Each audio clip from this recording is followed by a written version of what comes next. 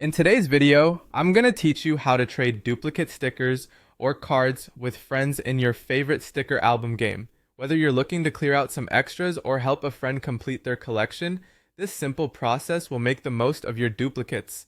First things first, make sure the game is open on your device. Once you're on the main screen, look for the album icon. It's usually located at the bottom right corner. Tapping this icon will take you to your collection where you can see all the sticker sets or albums you own. The next step is to find the specific sticker set or album where you have duplicates. You'll recognize duplicates easily because they'll have a label like +1, +2, or something similar to indicate that you have extra copies. These labels make it straightforward to locate which stickers or cards are eligible for sending to a friend. Once you've found a card you have extras of, tap on it. This will bring up more details about the card. Look for a button with a label like Send to Friend or Send to a Friend. Tapping this button is your gateway to sharing the wealth, so go ahead and hit it. Now, a list of your friends will appear on the screen.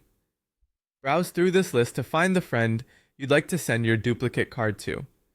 Remember, you can only send cards to people who are already on your friends list, so ensure you're connected in the app before attempting the trade. After selecting a friend, you'll be prompted to confirm your choice. It's as simple as that. Once confirmed, your friend will receive a notification, and they can accept the card you've just sent.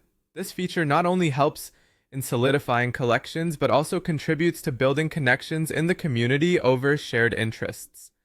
A couple of important things to keep in mind: only stickers that are duplicates, those you have more than one of, can be sent.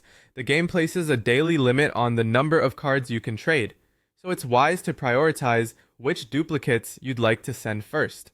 Additionally, some special or event-exclusive cards might not be eligible for sending or trading.